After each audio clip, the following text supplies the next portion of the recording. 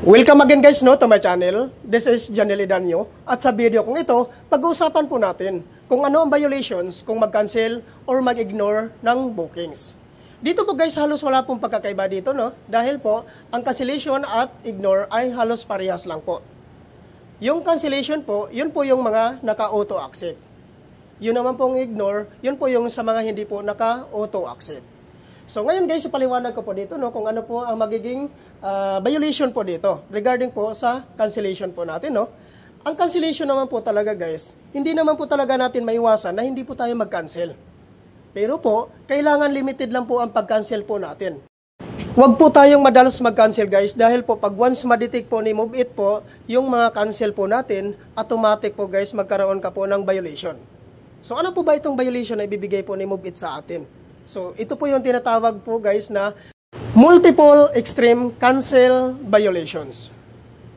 So, ano po bang mangyayari sa account ko pag once magkaroon ako ng violation na ganito? Ang mangyayari lang naman po sa account mo guys, either masuspended ka or ma-deactivate ang account mo. Kaya po iwasan po talaga natin guys no, nang mag-cancel ng bookings.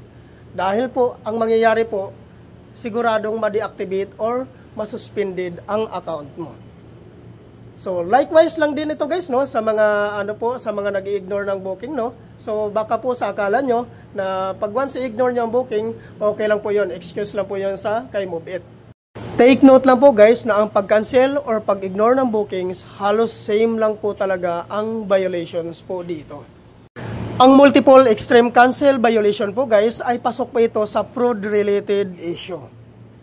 Kaya po, iwasan po natin na magkaroon po tayo ng violation po na ganito.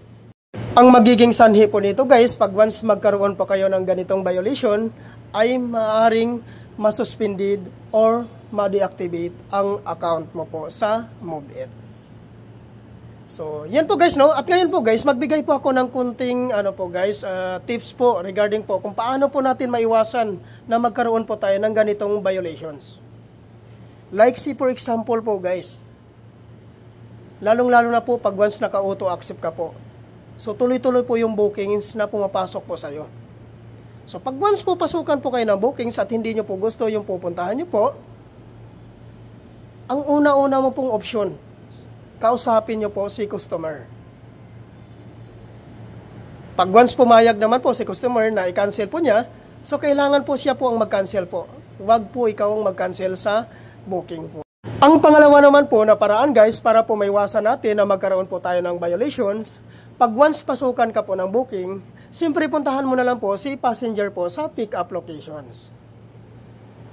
So waiting ka po until 5 minutes. Kung sakasakaling po hindi pa po dumating si passenger, so may chance ka na pong mag-cancel sa bookings. So ito po guys, ay legal po ito na cancellation po guys, no? So pag once i-click mo po yan, ang cancellations, so makikita nyo po doon ang passenger no show. So yan po yung pinaka-valid po na cancellation po guys, no? Pag once hindi po darating si passenger within 5 minutes po.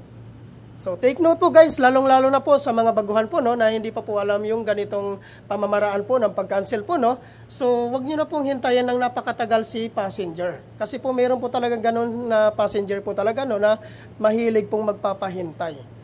So, pag once po na nandoon na po kayo sa pick-up location at naghintay kayo ng mga 5 minutes, pwede na po kayong mag-cancel. Yan po ay valid cancellation. Pag-click nyo po doon guys, pag once i-cancel nyo po ang booking, makikita nyo po doon ang reason po. Piliin nyo lang po ang passenger no show. So, ayan po guys, no? Sana po naunawaan nyo po ang vlog ko na ito, no? At lalong-lalo na po sa mga baguhan po na hindi pa po nakakasubok ng ganitong situation po, no? So, sana po nasundan nyo itong vlog ko na ito. Thank you for watching.